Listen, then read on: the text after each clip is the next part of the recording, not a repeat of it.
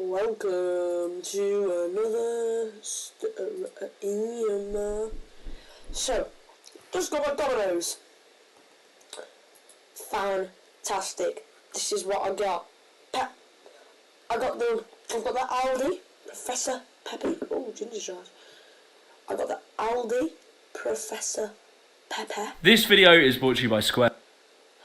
We'll watch that in a bit. I'll just run you through my order.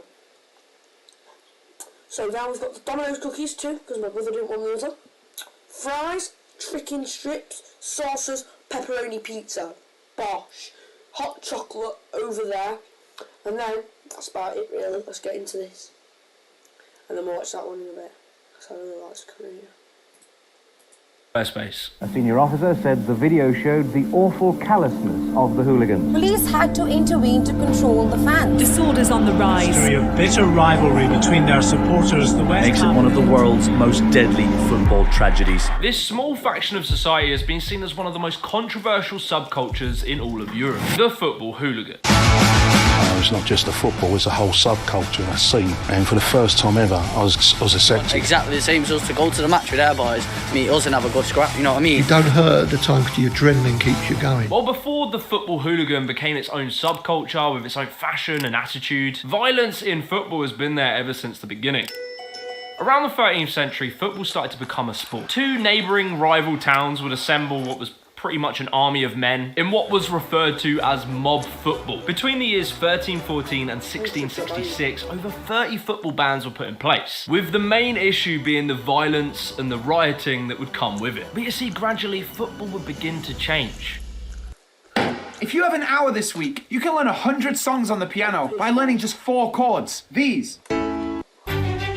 Around the late 1800s, football had kind of slipped into the hands of the gentlemen. And with that was the introduction of modern football, with a rule set called the Cambridge Rules. It was now no longer a sport of the rioting common folk, and instead the sport of the ruling elite. But yet that didn't stop the violence. The first recorded instance of football hooliganism was in 1885, where Preston North End faced Aston Villa. The teams got upset and just started whacking each other with sticks and having a fight. A handful of instances like this would happen, but then England would go to war. Twice. Hostilities will end officially at 1 minute after midnight tonight. Post-war Britain was a very different place than before. In the 50s, we'd start to see a rise in these young youth subcultures, such as the Teddy Boys. By the 60s, you had the mods and rockers, as well as skinheads and hippies. Some of these different subcultures would be violent towards each other. They broke away from traditional British values and rebelled against British cultural norms. Well, I suppose I'll be married. I don't want to get married, but I suppose I will. At the same time, the UK was experiencing a massive wave of immigration post-World War II, with the change in demographics brought with it racial tension and violence. And so, in this time, the English identity was in flux. And as well in the 60s, mandatory military service for young men came to an end. And so young working class men had very few places to let out their aggression. But then there was football.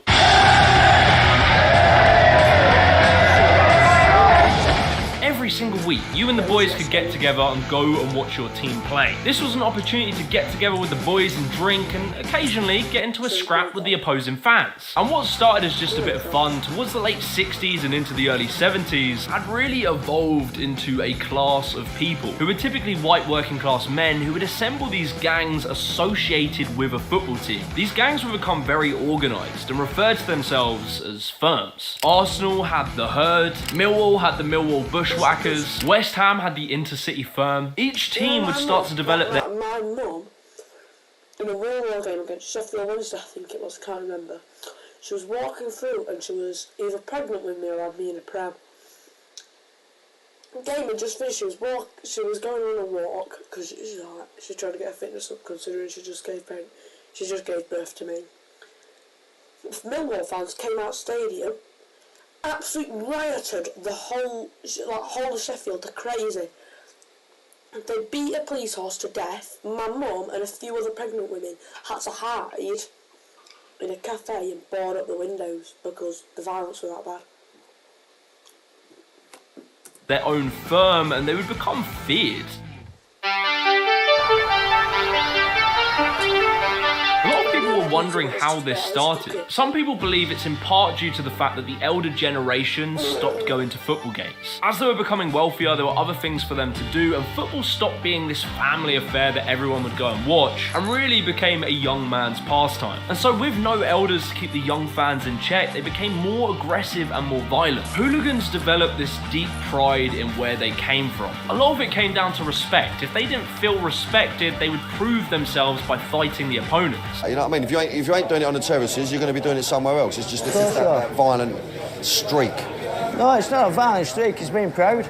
Being proud of your man? Yeah, being proud of your man. I'm being fucking don't let people take the piss out of you. The attitude of most of these hooligans weren't really to go out and seriously hurt the opposition, but rather to just have some drinks, go watch football and have a good scrap. All we're going for is a good game of football, a good punch up and a good piss up. That's all about Millwall. There's a break from their monotonous lives. Now, when they would come back to work on Monday, they'd all have stories to tell. Like how Barry took on 5 geezers with a pint in his hand without ever spilling a drop. Every week, they would go out fighting for their city, their town, their club. It gave them a purpose and an identity. When are you going to settle down and get married? Settle down and get married? Well, getting married, you're restricted, and you can't travel away with a team you love and love like, you know? And I was going to get married, but I knocked it on the head, all over Millwall. But very quickly, things started to get out of hand. Before we go further with this video, I want to give a shout out to Squad. You might relax the easily marketing. So actually, be sure to head over or a domain, use the bridge when they ran. Anyway, back to the video. 150 were arrested well away from Stamford Bridge when they ran riot on the London Underground. Into the 70s and by 1974, Manchester United were relegated into the 2nd Division. Fans on the field again, spilling over from the corner on my right. And I suspect that we shall see the referee calling the players off. Yes, he's taking them off. The Red Army firm caused carnage around loads of stadiums all up and down the country. That same year, a Bolton Wanderers fan stabbed a young Blackpool fan. Football hooliganism was getting out of control. Public sentiment was turning against football and starting to see it as a massive problem. So football organisers had to try and do something. They took measures to try and limit the crowd size. They segregated the... And we've seen that absolutely disgusting picture of those Wednesday fans holding up Bradley to Sunderland fans. That is disgusting. They should be banned from all games. How I actually feel as a fans, I thought they were humble and just a bit cocky. That is absolutely right. That's not what football's about. And I've been to games. I love football, but when you're going to take it that far, well, I don't know, Jeff. Home and the away fans with fences, but nothing was really changing. Up until then, football hooliganism was mainly just a problem in England. However, in the mid-50s, the European Cup was introduced, and for the first time, English football supporters had a chance to get the boys together, pat their lagers, and head to war overseas. The Battle of Stalingrad has begun in Enlisted, the free Second World War online shooter. Take part in... For Europe, the invading British mobs brought violence and destruction. For many of the hooligans, these were the most exciting times of their lives. It was kind of how I imagine the Vikings must have felt going out, getting to a country and just going absolutely berserk. And with this, they would spread what would become known as the English disease. Very quickly, issues started to spread abroad. In 1975, Leeds United were banned from playing football in Europe after their fans had an all-out riot after a game against Bayern Munich. Manchester United were banned after 1977 after fans were rioting before, during and after their cup-winning game against St Etienne. But you see, football hooliganism wasn't just being contained to the football grounds, but the hooligans would start to develop more organised criminal behaviours, such as looting high-end fashion brands. This, in and of itself, would develop a unique fashion for football hooligans, as Gary and the boys would come back to England dressed in the finest after the football games. This fashion would be dubbed football casuals. You used to see a lot of the majority of the fans wearing the shirts, and then you get this small group of like, you know, big, strong looking men. They used to be the ones. Wait, will this give...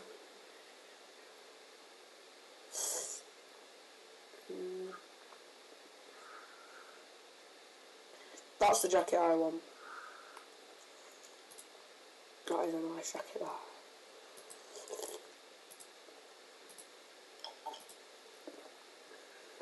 such a good jacket. Ones that sung the most as well, you used to start the songs off. And back in the day, the only time you saw Stone Island was at a football match, pretty much, I'd say. To the point where if you saw a group of lads wearing Stone Island and CP Company, or something along them lines, they were fair game. Whilst every other football fan would just wear the team's uniform, the football casuals become very distinct and able to detect. Wearing brands like Sergio Tacchini, Fila, Lacoste, Pringles, Stone Island and many others. They'd often have the skinhead buzz cut. These lads would be dressed to the absolute nines every single football game and then get into massive fights. He nearly knocked you spark out. Who's you playing football with? They're casuals. Casuals? It would be in the 70s and the 80s that would be considered the golden era of football hooliganism. The media coverage was in full swing. The UK was in a massive moral panic over football hooliganism. Things were starting to get more and more out of hand and they started to turn political. It was around the same time where large parts of the skinhead movement had been overtaken by far-right nationalist groups. Things like the National Front and the British movement. These groups would lurch onto their more tribalist mentality and patriotic nature, and a subsection of hooliganism become linked to far-right extremism. Where organisations like the National Front would deliberately try to recruit new members from football terraces. I do want to point out that Vice made a whole video on this and there's a lot of criticisms of that, saying that football firms tend to just represent the attitudes of the town they're from. So if a town is very right-wing or very left-wing, the hooligans will tend to represent that. And so football hooligans weren't inherently far-right. That went through your window? Oh, that went that one. As I got to the gate, I got hit over the head with an iron bar. Either way, the British public was in full disarray. The middle classes of Britain had developed a very deep hatred for this subculture. There were often working class people who were seen as out wreaking havoc on towns on a weekly basis. It was a massive moral panic. And due to the sharp rise in unemployment in the 80s, there was a deep resentment in the working class. And you could see that in things like the miners' strike and the Tottenham riots. There were deep tensions in Britain, and football became the main vessel to channel that anger. Things were getting pretty bad. Someone would need to come in and put an end to it. Bearing now Mrs. Thatcher as Prime Minister. 1985 was considered the worst year ever for football hooliganism. There were a few key instances that would really push the Thatcher government to act. On the 13th of March, Millwall and Luton would face each other. 31 people were injured when Millwall fans went on the rampage before, during and after the match. Described as one of the worst nights of violence in British football, the Prime Minister is demanding action. And it turned into a riot that destroyed Luton. 81 people were injured, 60 of those being police officers. 31 arrests were made. Fans tore up the stadium, they destroyed the town, they were smashing people's windows. One police officer suffered a heart attack. They had to receive mouth-to-mouth resuscitation,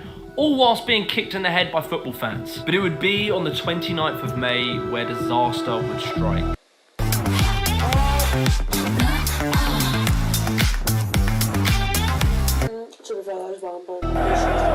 The Heysel Stadium in Brussels, the capital of Belgium, has been a sickening and bewildering sight. As a result, there is for certain serious injury when a wall collapsed, and maybe worse.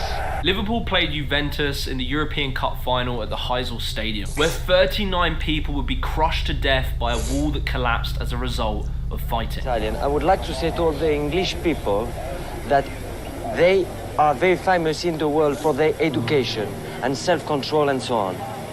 We have now the proof that all over in continent, everybody say, don't be like English people. After Brussels, the world shuts the door on English clubs.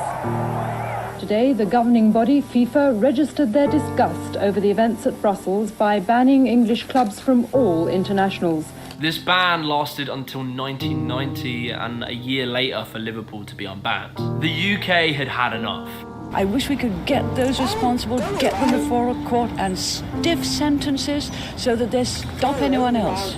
Soccer violence has now reached the top of the political agenda. And so the Thatcher-led government set up a war cabinet to tackle football hooliganism. Along with the Popplewell Committee, many ideas were put forward and laws passed to try and tackle it. You had the Public Order Act in 1986, which permitted courts to ban fans from stadiums. The Football Spectators Act in 1989 banned convicted hooligans from attending matches internationally. Stadiums were forced to make changes. They were no longer allowed standing sections. They had to have seats, along with much tighter security, better quality turnstiles, and tickets were made much more expensive. Heysel and Hillsborough changed everything. Hillsborough more so. than Heysel because it changed the design of stadiums. It's a kind of social cleansing of football, a deliberate pricing policy that has pushed hooliganism, they thought, to the back burner. But you see, the violence didn't stop immediately. The firm... It's not the hooligans' fault, well, it's partly, but... No.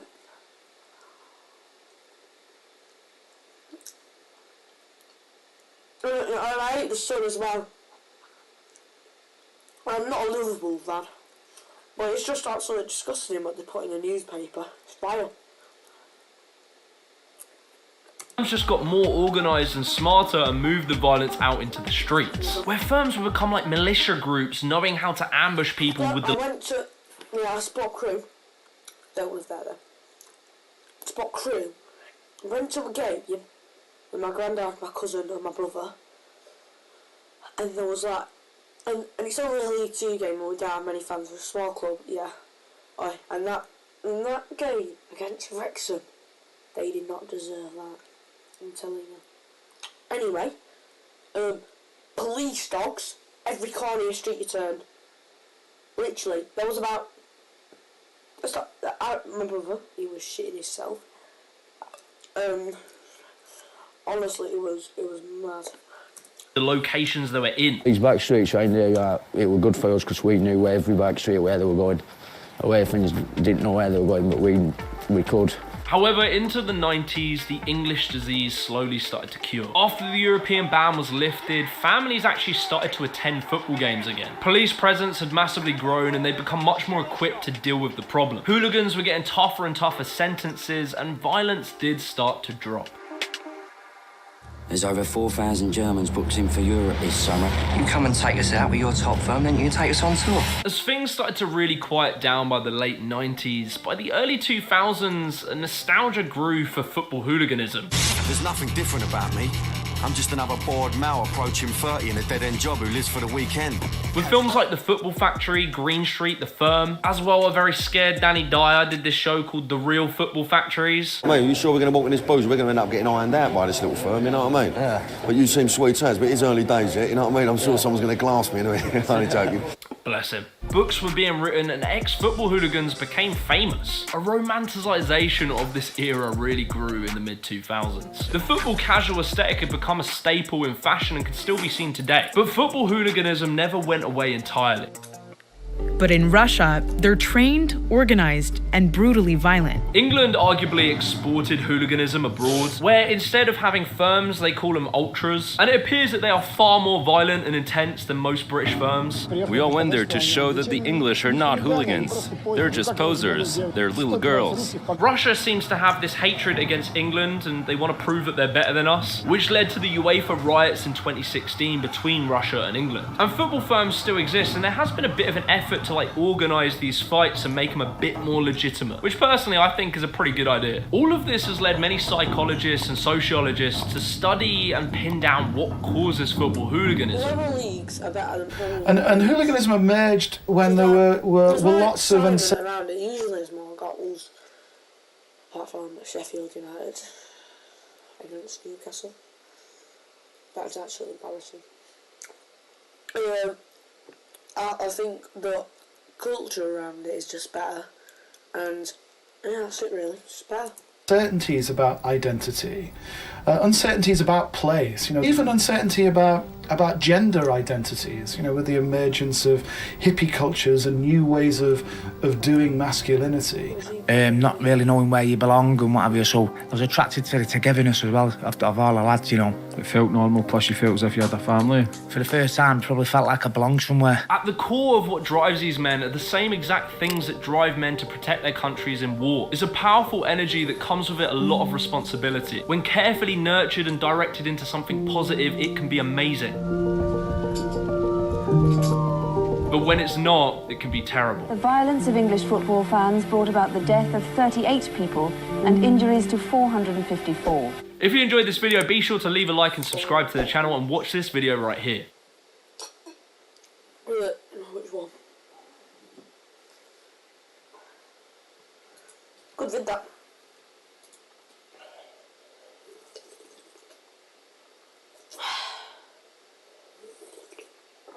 I'm going to take a little bit. I'll see what I am on my knees.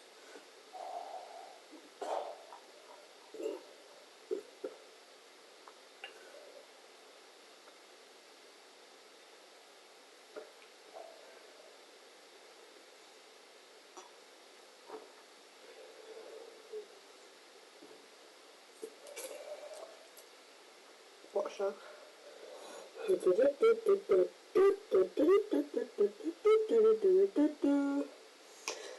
Ding ding.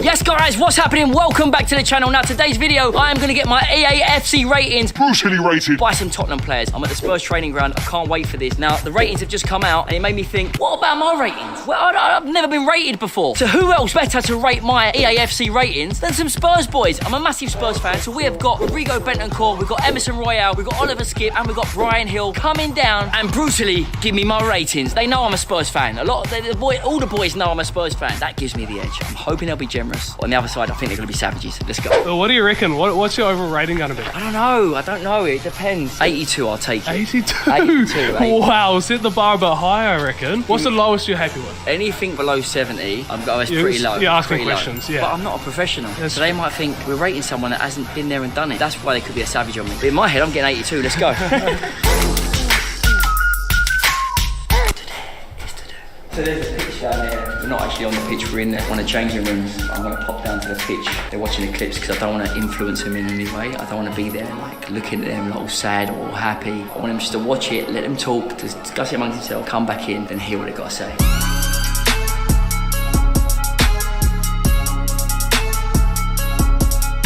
So guys, I'm nervous for this one. I have got my new EAFC 24 card with no ratings on it, but I have got some Spurs players here. Here they are, Oliver Skip, Brian Hill, Emerson Royale, Rodrigo Bentancur. Lads, I'm a Spurs fan, so be generous. we're in this together. No, you can be as brutal as you like, okay? I won't have no say, just discuss what you want. You can see the videos, write it in. Or should I just write 82 in now? Okay, so the first one is shooting. Do you want to hold that and just gather in? And as soon as you press play, it'll go.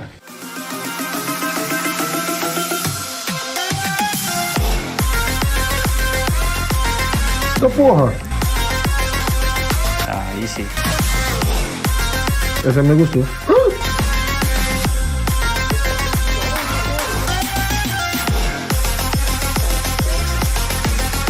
How many tries?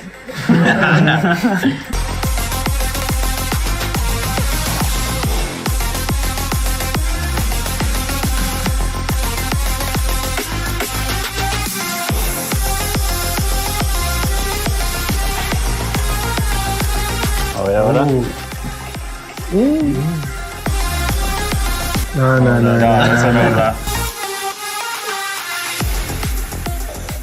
Okay, so that's shooting, guys. Photoshop.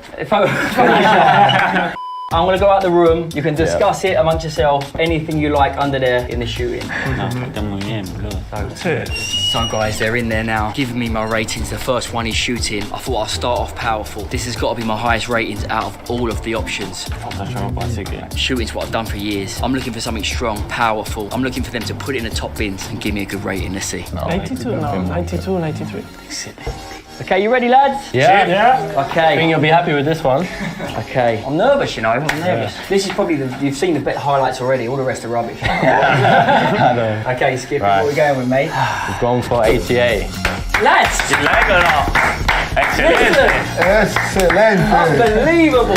88 for shooting. I will take that. So that's locked in. That's up, lads. Thank you so much. Let's move on to the next. So next we've got physicality. The guys are watching it now.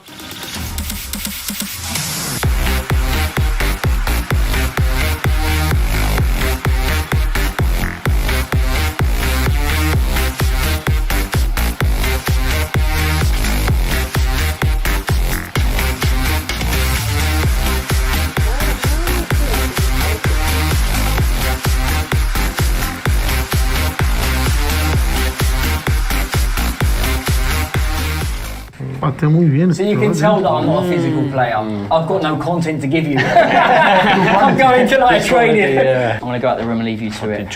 So the next one, they're in there now watching physicality, which you guys know. You guys. Back to me. 1, 2, 3, 4. Se siente fuerte. Sí. Yo creo que sí. 65, 64, ¿no?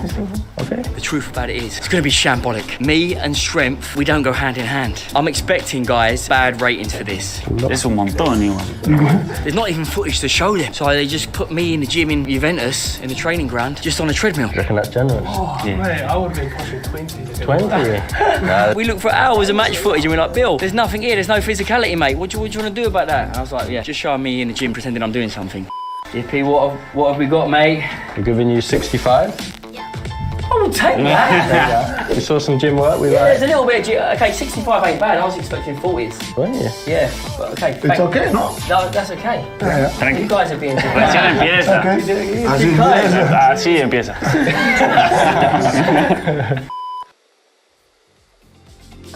Use shout-outs and kudos to share news and recognize. We should do 1v1s, long shots, and 2v1s.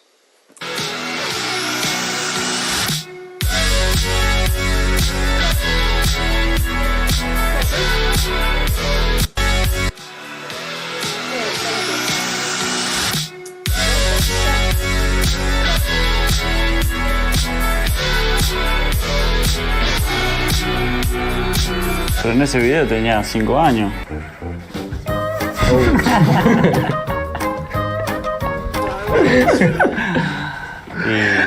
No, defender no lo sabe. No.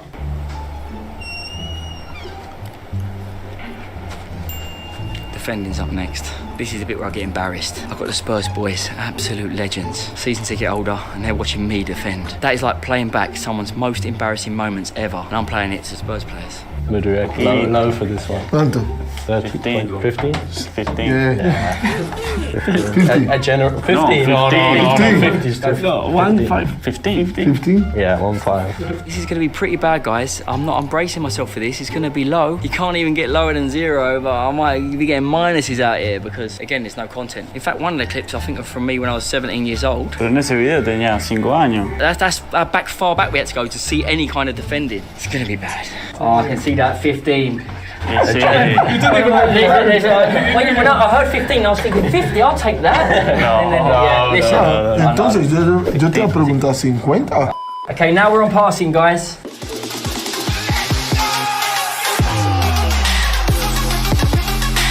No, pegando la pelota es muy bueno.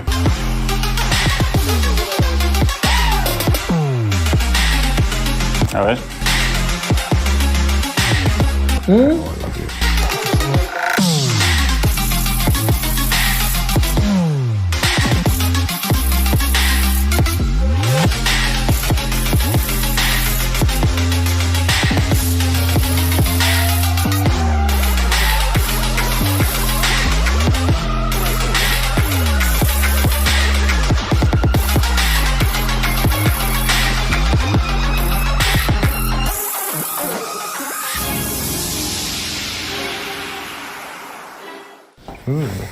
Bien, ¿eh? ¿Lo bloqueaste? ¿Qué pasó? Sí, man.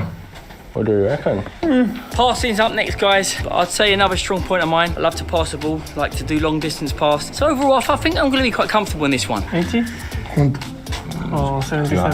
I think the guys are going to see a different range of passing, not just a ping or a curl pass, different techniques, and that's going to like wet their lips a little bit. They're going to be thinking, yeah, I'm enjoying watching this. I might subscribe to the channel, bruv. 75? Yeah. Let's go down and see what the ratings are. What are we saying, lads? We've given you 75. Some nice passes in there. I'll take it. This is looking strong, guys. I'm really happy. I am really happy. Usain Bolt.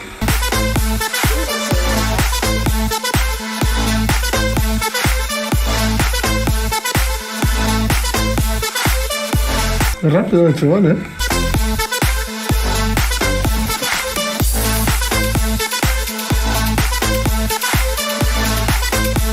Rápido, ¿eh? Más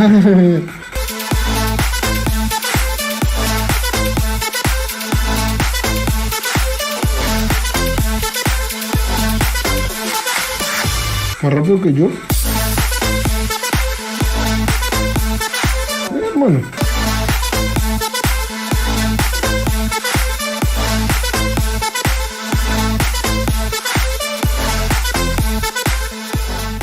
Sí, muy rápido, hermano. What do you think? Next up is pace. You know what the drill is. You know what to expect. This is going to be big, guys. I like to think shooting and pace are my two key attributes. And passing and dribbling as well. I'm joking. Ponte que tú tienes 72. Ponte 72 rápido. You looked rapid. This should be good. 70 entonces. No, es un montón. 63. 63. 65 para mí. When I used to play semi-pro, there wasn't one player that I played against that was faster than me. That's the truth. And that doesn't mean nothing, but it's got to be quite good, isn't it?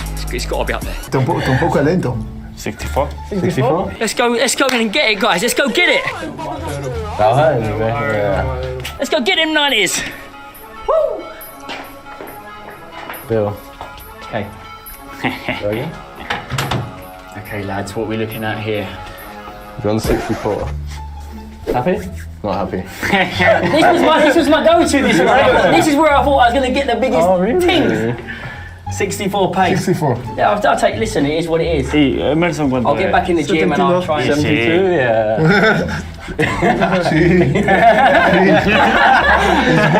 This is dribbling, guys. Okay. Okay.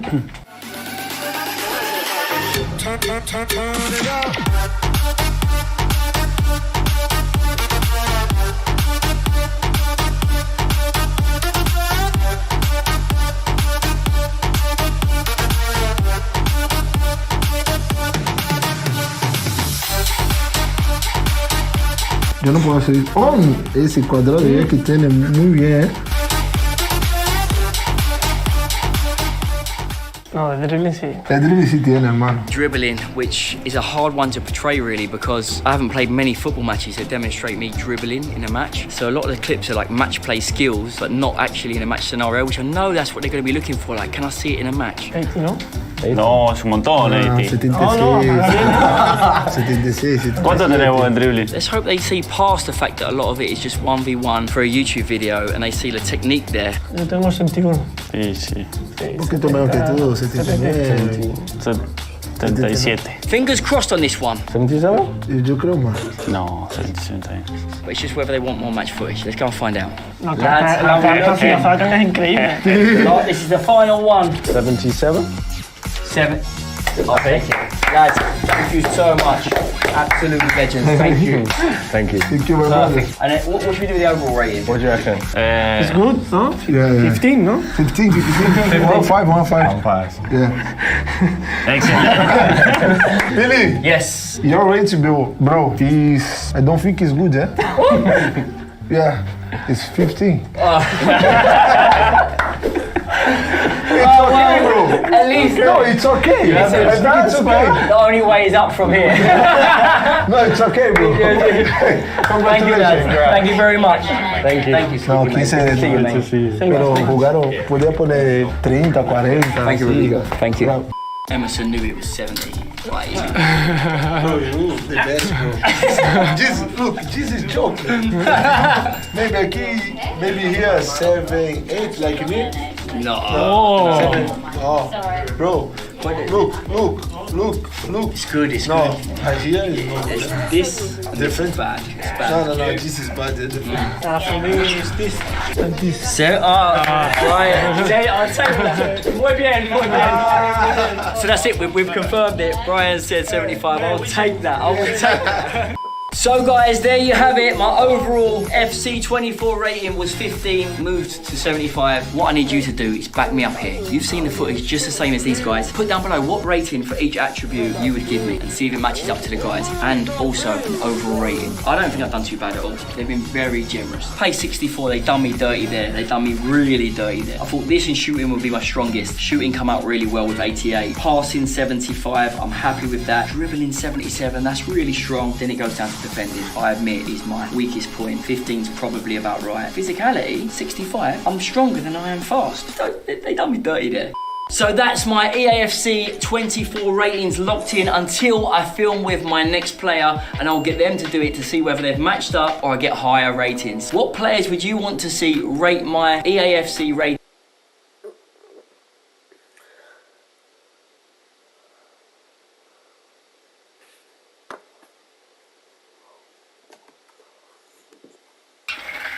This is a switch bike. This is a switch bike.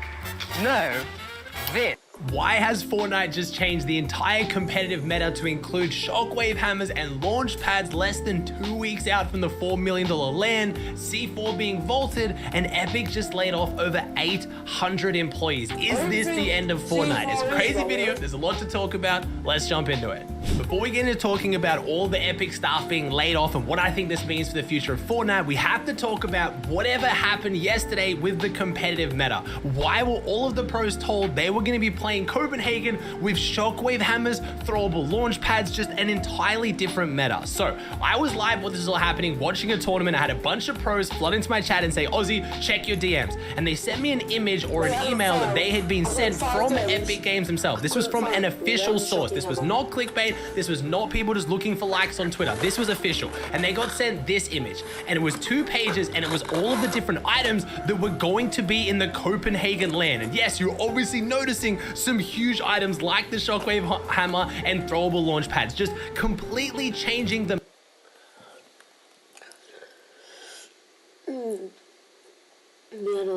Guardian shield. Look, I can't. meta less than 2 weeks out from Copenhagen. A lot of us, myself included, actually liked the look of the meta. It looked actually quite exciting. It looked super fun. It was gonna be exciting. I massively felt bad for the pros who just thought they were going to go into Copenhagen, a $4 million event, the biggest tournament since World Cup, with no practice. There was going to be no way to play on this version of Fortnite. It also confused so much of the community because they thought that this was gonna be the new competitive loophole for all tournaments. It turns out about half an hour or an hour later, the players then got word from Epic Games again that this information was incorrect and they were going to be going into Copenhagen on the exact meta we were currently playing. So everyone was extremely confused. This announcement, the page, if you read through it, it has a bunch of typos. It literally has parts of it where they say they don't care, like the wording doesn't matter. Like, it was just the most unofficial document, but it came from official sources. This was 100% legit. I don't know how this got any level of approval from Epic to share. The players were told they could share it on social media, and then all of a sudden it was all incorrect. But it goes a step deeper. On top of being told that Copenhagen will be playing on the exact same meta currently, it turns out they were re-announced that C4 would be vaulted in Copenhagen, which ended up happening in all of competitive. If you don't know, C4 is now taken out of competitive. So where does that leave us? We are now going into Copenhagen on the exact same meta, but without C4. I have no idea why this list was even made. I have no idea where the staff member got these items from. I don't know why they were just picking and choosing items to put on a document. Some people now have the conspiracy theory, and honestly, I potentially believe it, that this is going to be the competitive loophole for next season. We have a 1 month long season after this season before we go into the new chapter, and it could be a shockwave hammer launchpad meta. I just can't think of a reason why they would pick random items. They had multiple items on there twice. They also didn't call it a twin mag, they called it a flip mag or something. It was just all levels of ridiculousness, but I have to think there's at least some reason why whoever made this document picked these items. It can't have been some elaborate giant troll. This is $1 billion company. I don't know what happened. As much as I was honestly excited to watch Copenhagen with this meta after watching the Duo Cash Cup Opens yesterday, I have to say the changes to competitive right now are actually really solid. Having the rocket ram down to only 3 uses in tournaments and vaulting the C4 has created a meta that I think a lot of people are enjoying, and if you look at the leaderboard, it is reflecting what I think are some of the best teams in the world and on the different regions right now. If you look over at EU, the top 3 was pretty much everyone you'd expect. We had Cammy and Seti taking it home in first on 525 points, Yanis and Rezon coming in second on 519, Malibuka and Thomas in third, Mustache and Tayson in fourth, Tripper and Fredoxy in fifth. Like, the list goes goes on. It was just a who's who of EU after what has been some pretty interesting tournaments the last few weeks. Obviously, this could be due to the pros not really trying that hard. They're not taking it that seriously, but I have to imagine the two major changes they've made to the competitive loot pool, and then we have some of the biggest and best teams in the world all of a sudden showing off, is not really a coincidence. On NA, we have Clicks and Epic Whale, Pollo Sphinx, Yuz and Osid, we got Dukes and Edgy, Peterbot and Byler, Muzz and Paper in the top 10. All of the names you'd expect to see, and they're doing really well with these changes. So I'm very excited going into Copenhagen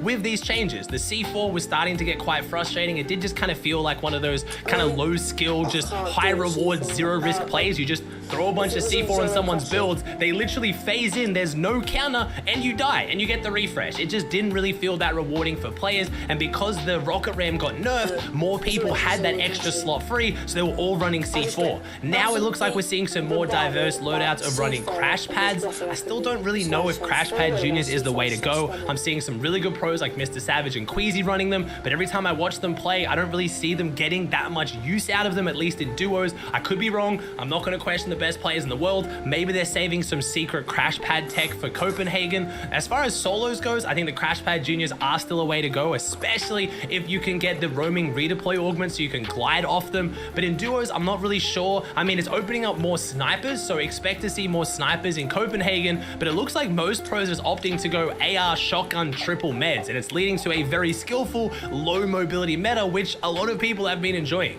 Probably isn't the best time to segue into this because it's just going to reinforce what everyone's been saying on social media, that Epic Games isn't profitable, Fortnite's dying, competitive is no longer going to exist next year. If you somehow missed it, Epic Games just laid off 16% of their workforce, over 800 jobs. And I want to make this very clear. It is very sad to see people lose their jobs. I've actually worked with some of these people. I've had communications with them. Everyone I dealt with was absolutely lovely, and it's super awful to see they've lost their jobs. They are getting severance packages, but I'm not here to do PR for Epic Games. What I want to do is talk about people saying that competitive especially is going to end next year. I don't know Epic Games inner working, so it's hard for me to point really at the fact that what's going to change with the storyline. Donald Mustard's going away. The fact that they're saying the creative is making more money than Battle Royale. I don't really know what it's going to mean for Fortnite Battle Royale, but all I know is that competitive isn't going to end next year, and I don't think Fortnite Battle Royale is either. They are clearly still hiring many positions. If you go to their website, there are a lot of positions available right now. They are hiring for Epic Games, and they've recently put on new competitive staff. So I think it's crazy to say that competitive is going to end next year, or they're just going to get rid of Fortnite Battle Royale, and it's just going to all be about creative. If you guys haven't heard, the payouts for creative map experiences right now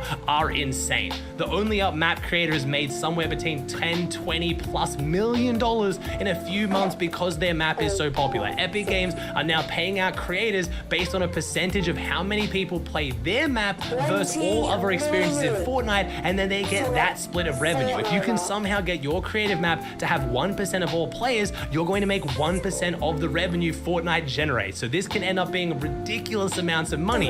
So Epic is obviously putting a lot of effort into the creative experience right now and getting people to make experiences and games on UEFN, which is their engine they've created as part of it. But Fortnite is still Battle Royale. Fortnite Battle Royale is still an incredibly popular game that generates them billions of dollars. Competitive, obviously the prize pools have been dropping. Reese Hub made an exceptional video talking about how much the prize pools have dropped, but I think we've gone to the point where I can't imagine they'll go any lower. If they do, they're not going to end completely. What I think Epic might be doing in the future is potentially kind of maybe shuffling the loot pool around a little bit, instead of maybe putting $4 million towards a land that honestly right now they're not really marketing, so I don't understand how they're going to get a return on that $4 million. But the solo victory cups, for example, they spend about $30,000 to $40,000 a week on those across 6 regions, and they generate hundreds of thousands of players. That is 100% worth that. You cannot tell me that investment isn't worth it. Epic is not going to just stop doing that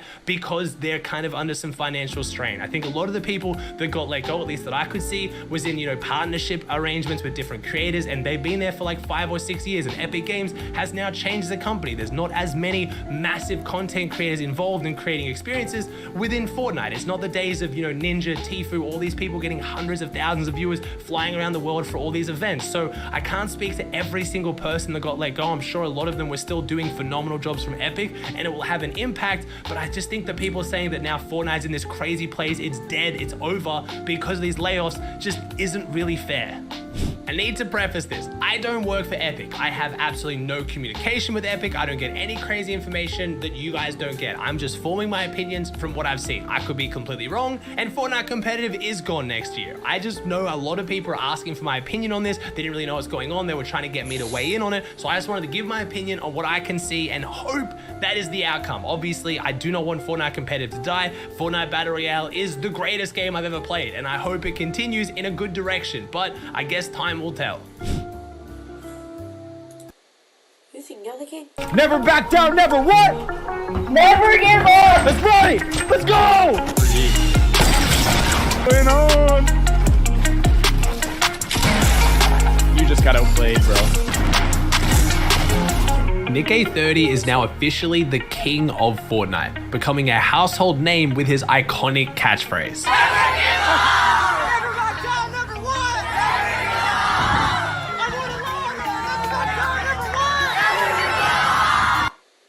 All of these are YouTube shorts. That's amazing, that's amazing. But Nick's career in content creation hasn't been easy, and his journey into video games was extremely unusual. Most famous video game creators fall in love with video games at a young age, amassing thousands of hours, often neglecting their education, health, and career prospects. Nick's childhood, on the other hand, could not be more different. Nicholas Amuni was born on March 14th, 1995 in Nova Scotia, Canada. Nick's main goal in life was to get good grades. He said he always wanted to go to university and become a doctor. On top of maintaining straight A's, he would play as outside linebacker in his high school football team and would even take Taekwondo classes. His parents were both business owners, and from a very young age, Nick was expected to work hard. And he'd make sure we'd be busy on top. Nick was expected to work hard. And he'd make sure we'd be busy on top of trying to get good grades in school.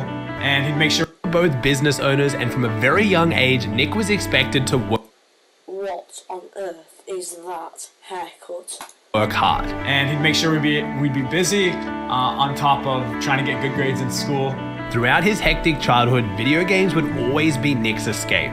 He ended up creating his first YouTube channel during high school that ended up getting deleted. This would almost be the end of this story.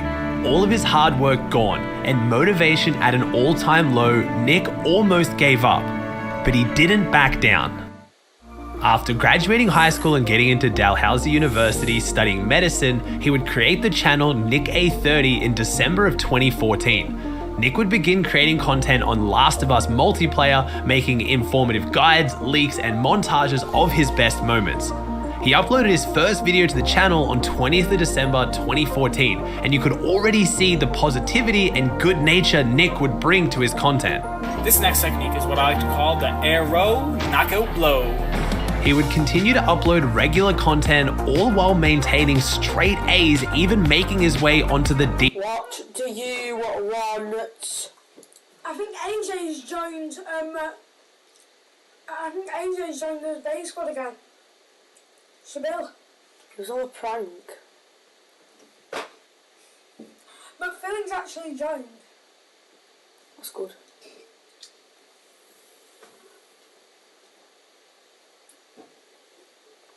Should I get on Fortnite? Yeah, I probably should.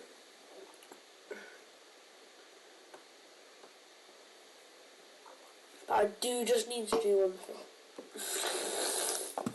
Me, I am so snotty.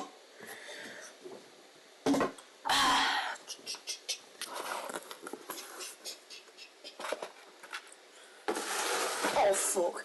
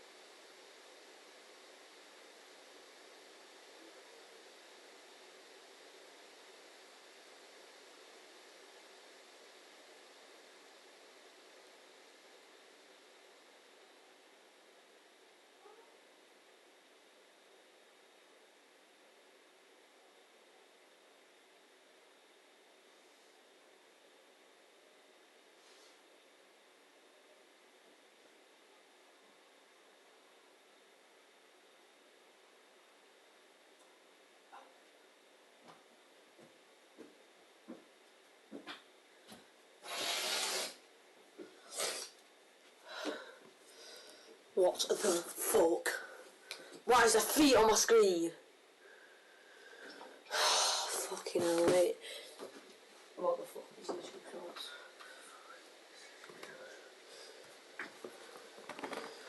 Who's that? What's this? Find out more on the Screwfix app. Don't stop, sprint. I chose Wix for my business because of its massive scope for functionality and freedom of... Only 300,000 coins at the start of the game. That is basically equivalent to 3 million. And we are joined by Van Dijk's biggest fan. It is Jack54. Hello, sir. I know exactly what you're doing, mate. Trying to beat me in my own series with a player that I absolutely adore. It's not happening today, mate. Absolutely no chance. Before we get into this, we have already done one on Jack's channel, so make sure you go check it out, leave a like and subscribe. I won't say how it went, but it was rigged. Simple as that. Have you used Van Dijk this year, Jack? I have not, no. I don't believe so, mate. I've heard people saying he's like the best centre-back in the game, though.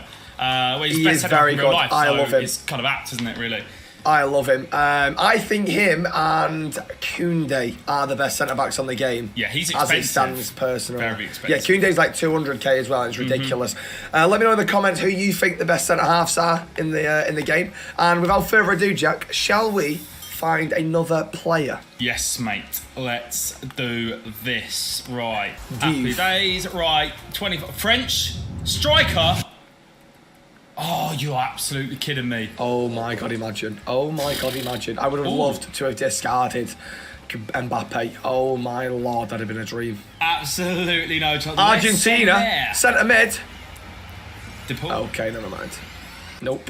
It was a Libertadores. Les Sommer. Do you know what? I might go for this. Who are you going to go for? From the French Women's League, Les Sommer. But she got 5-star weak foot, mate. Yeah, I actually have watched her for the French national team. She is fantastic. Is she? Oh my God, Lewandowski! Hey? Wait, what? What? Oh, it's Milik. You are... Lewandowski's also in form, isn't he? You need a long lay down, mate, I think. A big old lay down. So... Bits or no bits? Maybe I was just... no bits. Yeah. French centre-back, oh my God, please. From Nice, is that Todibo? Yeah. Yeah, it will be. I'll take it. I think that's going to be my second player because we're getting absolutely nothing. Nice. So I'm going to go for Todibo. He's like literally 800 coins, but him and Van Dijk, let's link him up and let's see where we're at. Rightio, our players are in the teams. It is formation time. Whenever you're ready, Jack, please can you tell me when to stop? And then I'll tell you when to stop. Okay, stop. Go on, 3 at the back of it. Well done. Absolutely beautiful. Thank you very much. I honestly think it's worse than 3 at the back. 4-2-4? No, 4-5-1. Oh my day. What, is that the 2 cams though? Yeah. Okay, that's alright, because the other one's a nightmare to play against. Yep, perfect, mate, fine. You're basically playing 4-1-4, aren't you? Yeah, basically. Yeah, brilliant. Well, 4-1-5. It's actually 4-1-5. Yeah. Yeah, that didn't add up. Right. No, it did not. There is 11 players on the pitch, but it's all right. It's his first ever FIFA. We'll let him off. Right, spin your formations. Yeah, spin him. And stop. Right, should we move on to the? Oh my God, I like the photo. I like that. I like that reaction. What have you got? 3-4-2-1. Come on. 3-4 on. Wait, that's actually a good one though. To be fair, mate, out of all the 3 backs you could get, it's the best one. Easy. But is it meta this year? I guess we'll find out. Let's get on to the locked players. Okay, we have got the locked players in, but before we get into that, I just want Mason. I feel physically sick, to be honest. Can you please put a picture of Kerry from this country next to Jack Striker, please? Just for I'd let you all know she's a spitting image of Kerry from this country. And now that that's been done, would you like to show the screen your locked players? We have got five normal locked players, and then we get an extra one for 6 nations, and then we get an extra one for, is it 4 leagues? Shall we start the timer and get grinding? Yes, Not mate, like that, obviously. Right, 7 minutes starts now. Beautiful. Come on. Well, right. I can't use the goalkeeper I wanted to use. You know, brilliant. Cheers for that one, Jack. Ooh, French would probably be the best place to start. There's no, what? Oh, that would actually work. Oh no. Oh, that's gonna be tough. That's gonna be so tough. Let's whack him in. That's Syria. Let's good go reason French as well, left ladies back. and gentlemen. Oh, we've got to get him in there, 100%. For good reason. I've got Rabiot. Oh, mad. Get him in. He goes Gante, centre-mid. bro. Well, actually, I'll go Juventus goalkeeper, I reckon, and then we get more Ken. Syria, where's that? There he is. Perfect. Yeah, perfect. Nice. Okay, right. We have got him in. Who actually even is Juve's goalkeeper? Oh, Szczesny, innit? Yeah. Probably don't want to be using him. Ligue 1. Portuguese. Oh my God, why am I going there? Right, Leon. Dutch. Oh, okay, we'll go. Yeah, we'll go him. Yeah, that'll work. Really Right back. I'm sure I'm gonna. best. I think I just try Liverpool. I think I just go Trent. Right, I'll go Trent for chemistry. Yeah, 100%. Okay, Van Dijk's on chem. Oh, okay, so I just need. Oh no, it's gonna be terrible. Giles, that man. works nothing. I need a Dutch. Giles. Oh, What's Ivan Toney? Is Ivan Toney even in the game? Because I know he was suspended, but I don't actually think I've not seen him all year. Not too sure, mate, to be honest with you. Ooh. Okay. Right, we'll go for Zaniolo, and then. Oh wait, I literally just need a Prem cam, and I think I'm all right. Tell you what, she don't look too bad. So whack her in. Perfect. Yeah, we'll go for you, Soddy. See how good you are. How are you not on chem, you moron? Right. Right, we'll have to go English one. Chelsea. That works. Chelsea. I literally just need. Wait, if I get more. Oh, mate, I think if I just get a lot of French players, then I think I'm all right. How long we got left? 4 minutes. Something. That's not too bad. Yeah. Don't rush it. Chelsea. Terrier, great card. French striker. Oh. Ooh. That's alright. Don't know if she'll get max chem, but we'll see. And then if we go French. I don't think this is very good. Oh dear. Oh. Oh dear. We could be in trouble here. We could be in big trouble. Oh no. Henry? She does not look like Henry. Camavinga? Nope. You can't play, unfortunately, love. I need Syria and League One, I'm pretty sure. You in trouble there? Oh, God. It sounds like it. Oh, no. That's sweet as. Although I need... No, all of it left here. It's terrible, this, right? Rabiot can't be used, simple tell as you that. what, this ain't very good. If I can wait, get wait. a Prem manager in Let's here... go all French here. That's got to work. It has to.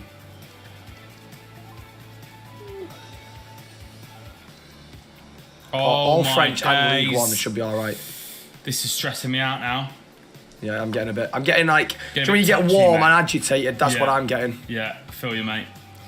Well, if we do that, and then we go acquire manage consumable, 3 minutes left. This can be done. Okay, he's on... Thuram, I bet he's OP at the start of the game. We'll try him. He's on the chem. Oh my days, I've not even got Patella any chem. We've got women's Prem, we've got men's Prem, and we've got Ligue 1. What am I doing? Where's League One here? Right, I'm going to have to get another women's... Right, we'll just test the chemistry here. Okay, everyone's on full chem now. That is perfect. That is perfect. And then if we just go for it, surely just a French striker from any league should work here. Oh my... Please. Because you've got Marcus Rashford. I'm pretty sure we can play it for. Oh my God! How are you not getting chem? Play. What positions do I? Oh, I've got centre mid here. That's fine. Oh my God. Yeah, she's on. It actually doesn't work. I'm screwed. I'm so screwed. Oh my Unless I go. days. I've got an idea. How long we got left? Oh my God, we've got 1 minute something. Oh dear. 1 minute 53, mate. Oh dear. That works. And then if we go Syria, French striker, there's got to be one, surely. Oh my God, you are... oh my God, that might work. How do you not work? I'm not going Olivier Giroud. Oh my God, it's the only one that works. Oh. Are you taking the mic? Seriously? Let's do that. Get a French. I can't believe what I'm seeing.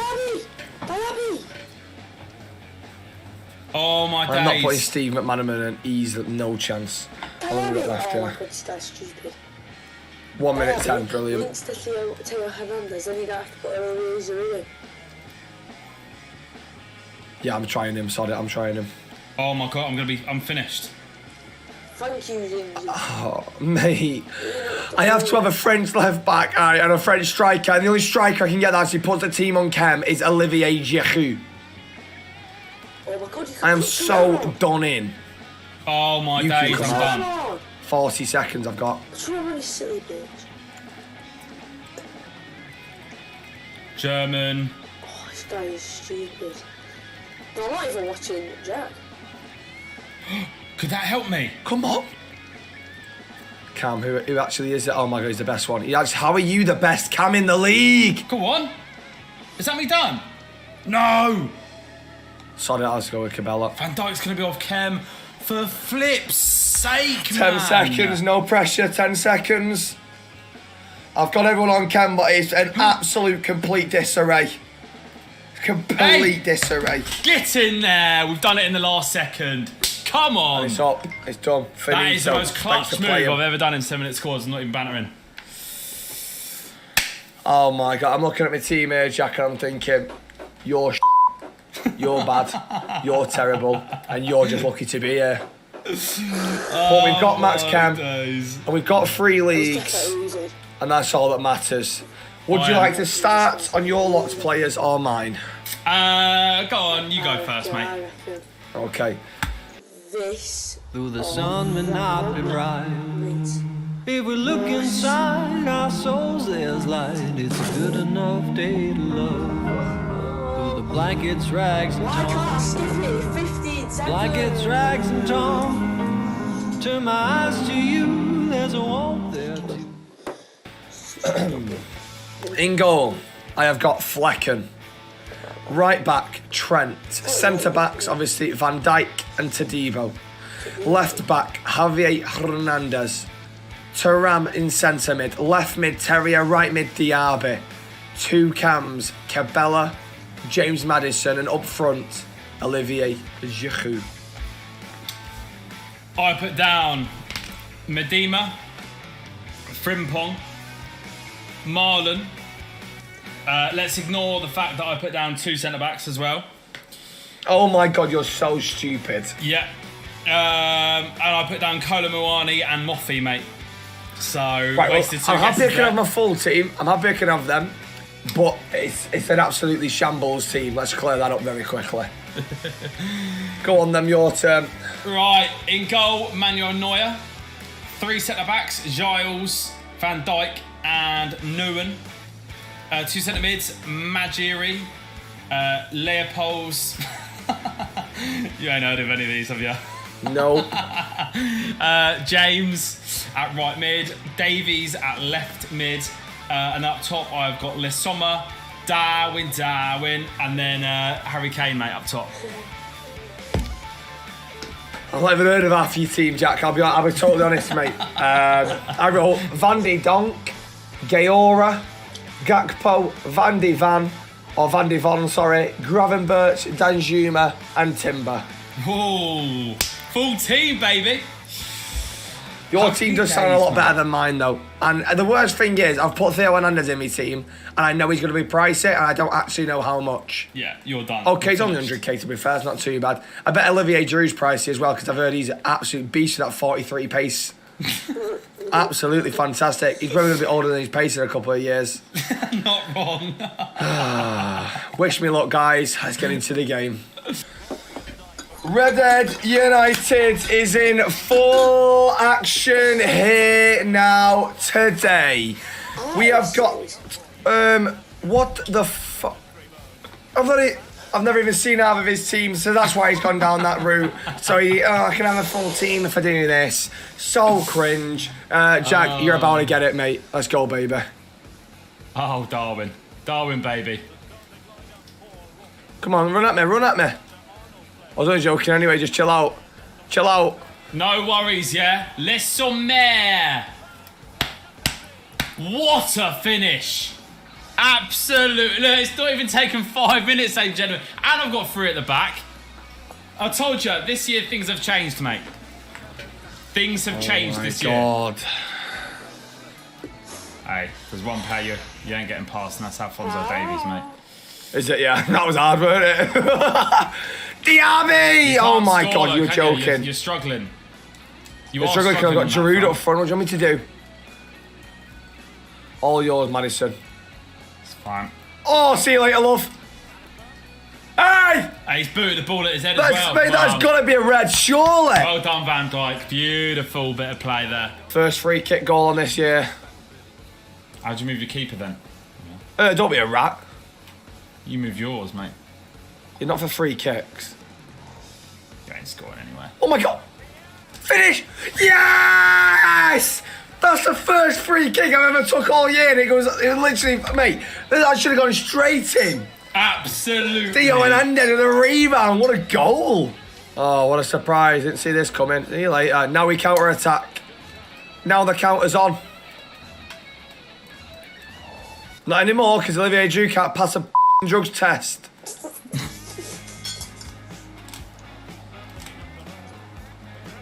Go on. Get it in there! Ah! Oh my God. Darwin How Núñez. have you not got to the header first? At the 6-yard box. Boom! There we are. Absolutely. He wanted it more than anybody else, didn't he? He wanted it more than anybody else, and he did. And that's the worst thing about header, it. mate. There's no player on my team that should allow another opponent to want the ball more. Oh my God. Can we stop passing the ball to the other team?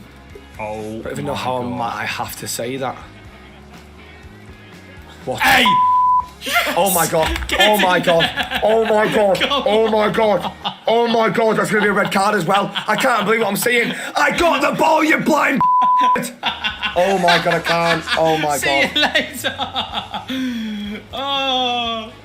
Oh my God, I can't. I actually can't. Come on! I've been robbed. The game's against me. The game's against me. I've been robbed. 3-1. How is that red? Man there trying to stop John from getting himself into further trouble. Here we go. Yeah, Get see you coming a out. mile away. You're boring. What are you doing though? Oh, he's off as well. He's not She's off. off. She's off. Wait, how is that? She's off. How is that a red? Well, clearly you paid her. How is that a red? Olivier Giroud. That's what you thought. Madison! The comeback is on. Get the ball, James. Get the ball. Get back to the halfway. We're coming for you. Madison, what are you doing? Third time lucky. Oh my God. What a finish that is. No comeback today, ladies and gentlemen. No comeback today. Eugenie. Oh.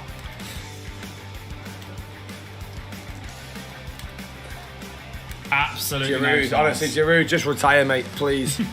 I loved you when you were in the Prem, mate, but I don't care anymore. Just retire, please. Oh my God, so my. Neuer wants one. You won't even take me on, will you? Oh my God, maybe you will. Big mistake. Giroud for double points. Yes, it's 4-all. Olivier Giroud, come on. 4-all. Get in. Madison, please.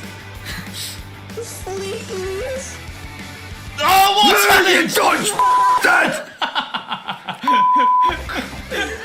You bowled it so that would not be me. Oh my days, ladies and gentlemen, another dub on the board. Thank you very much. Yeah, I'm here all week. Jack. Yeah. The team's been mixed. Whenever you're ready. What's the I formation? didn't realise I scored a Giroud though, didn't I? And? So I get a discard as well. Turn it in. You made these rules up, mate. 60 minutes into the game. Hey, if you scored with Giroud, I should get triple points for Lissoma. Why? Because she was terrible. Yeah, absolutely terrible. To be fair, she had a good strike on her. But I'm going to say left. Yeah, we can't hear you on stream. I'm muted, I think. What a flippin' cock am I muted? Check who's watching. No one's watching. Oh! This is you. Yeah. Silly twat.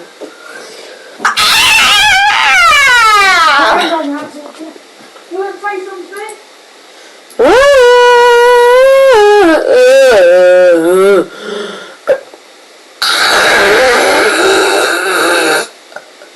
Surely you heard that. Bish, bash, oh. Centre back.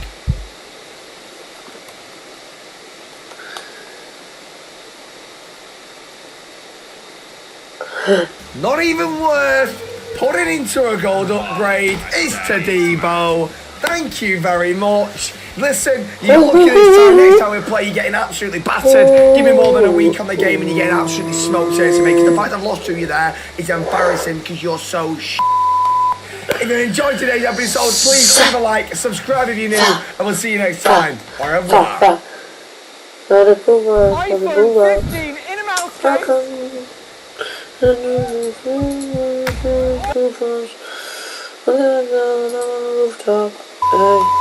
If you enjoyed today's episode, please leave a like, subscribe if you're new, and we'll see you next time. Au revoir.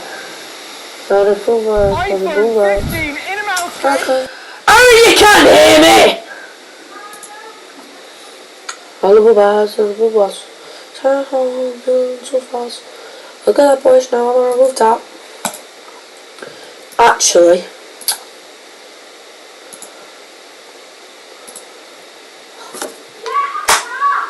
fortnite battle royale. Pressing tilted. I don't care, boys.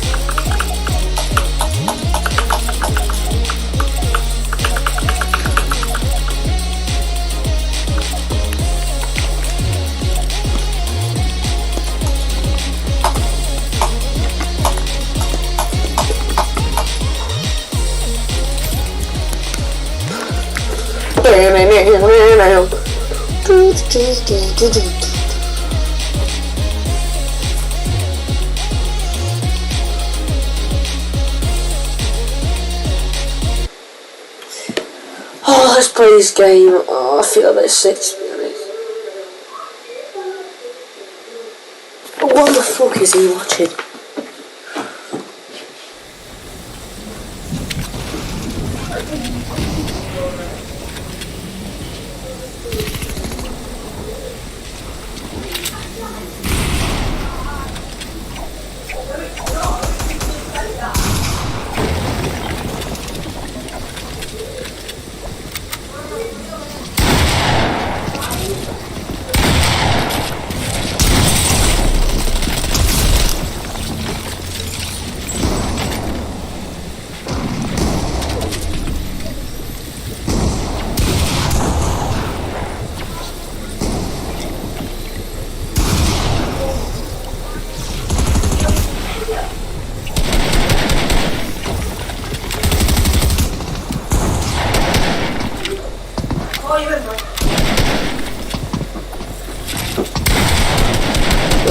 Stop. Hey. Who the fuck is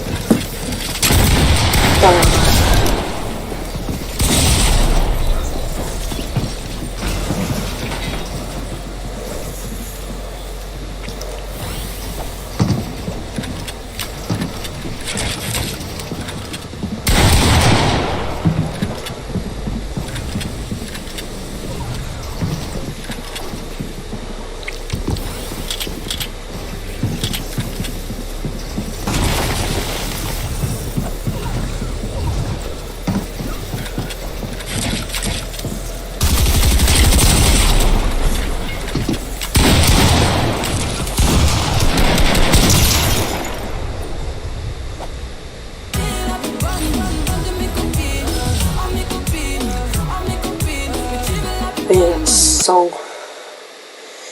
Oh, it's gonna be teams 100% because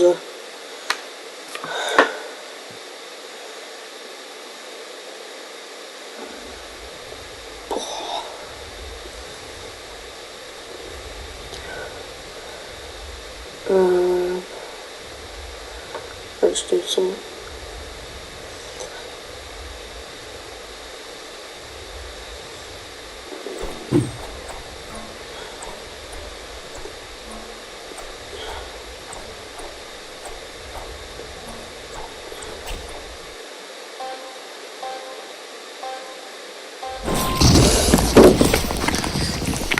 Oh, fuck.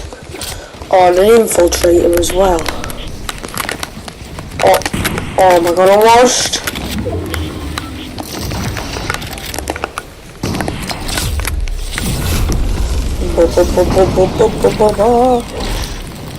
See what there is. I'll go for this one. I'll go for this one.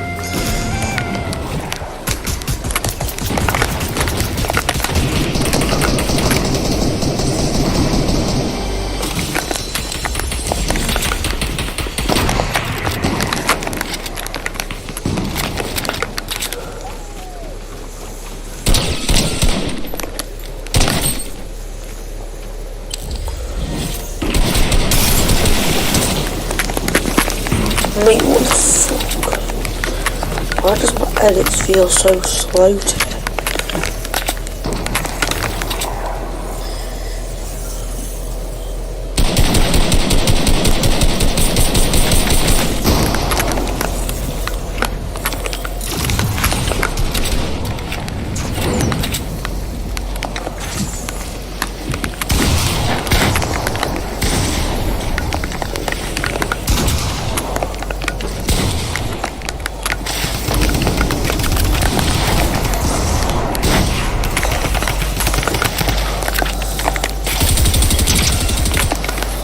Best SMG.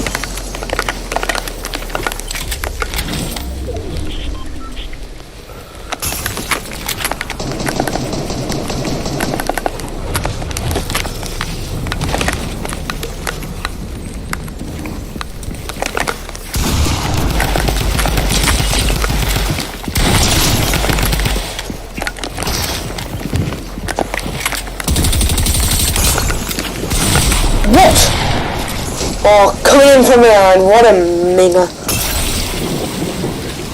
Honestly, he's probably ugly, he probably has pimples all over his face, he's such a minger, no girl wants to date him. What an absolute weirdo! And that guy raining now on sleep, I was even pissing weirdo.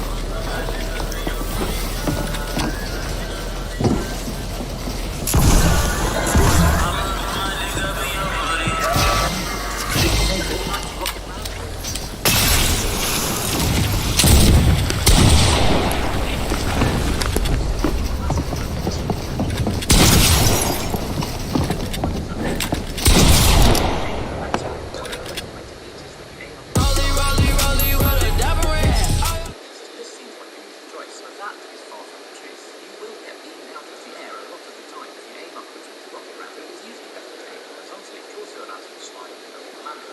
This reduces the distance to around 60 meters. And when you're using crash pads, you can get more distance when sliding into the ground. Like a redeploy depends on more using the rapid and sliding and landing. All of these allow you to get near 60 meters on a more land. And you are able to build and shoot using them, unlike the rocket round where you're locking animation.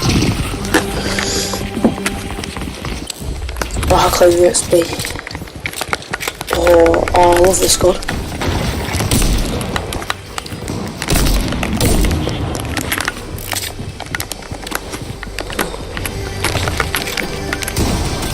Okay, oh, I hate this gun. I'm holding right now.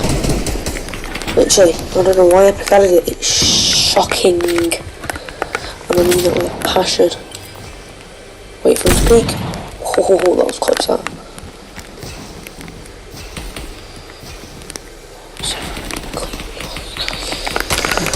Could get a clean shot on him.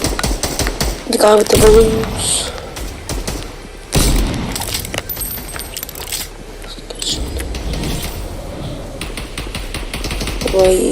Wait for him to... Oh, he's not peeking. The fuck?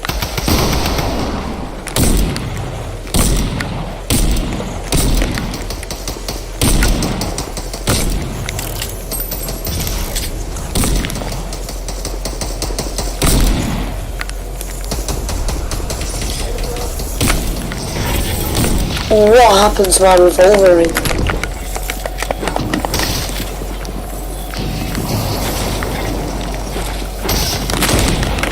I've been killed. 92 damage.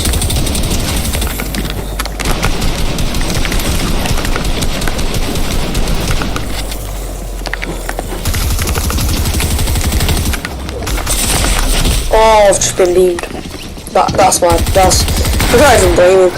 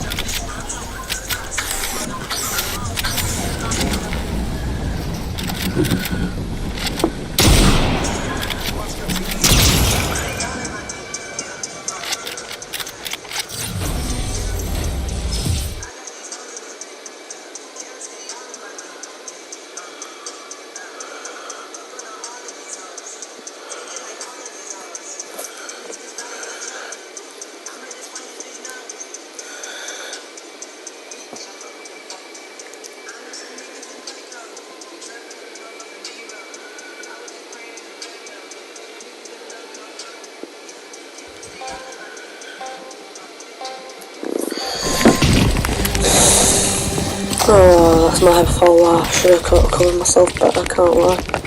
And also, what was my aim into this crash pad? My habits. I was probably right well on today.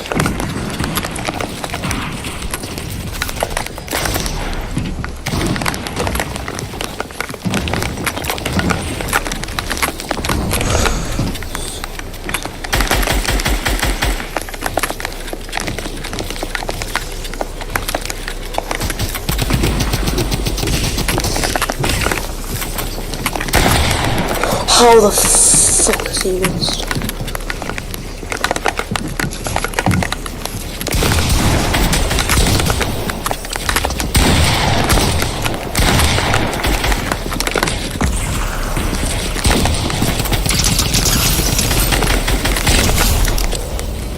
How the fuck has he lost? Oh, I don't know what to take here.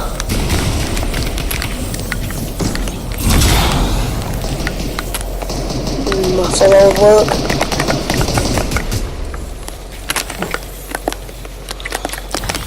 $100.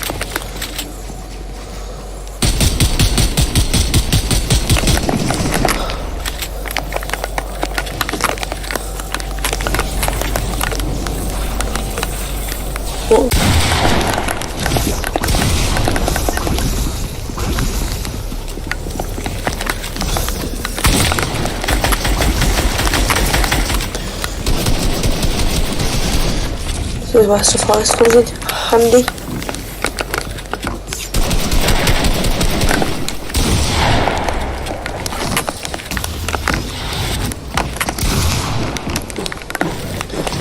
Hey, yeah. Final. Where's your dad? Is it the pub? Is it the pub? Yeah. How long has he been at the pub for? Ages, it's Dave's birthday, Mum. You have dad? Yeah, we're fine, we got dominos. Dad ordered it for us, he's here. Yeah. No. I haven't got much to do anyway. Have you had showers?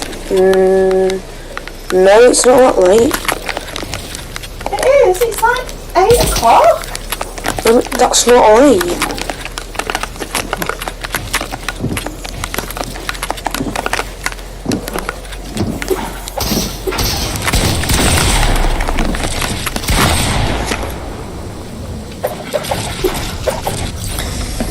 Let's see what homework I've got then. It's only 8 o'clock, Mum.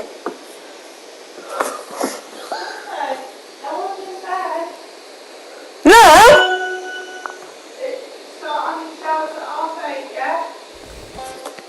I'm gonna have to end stream.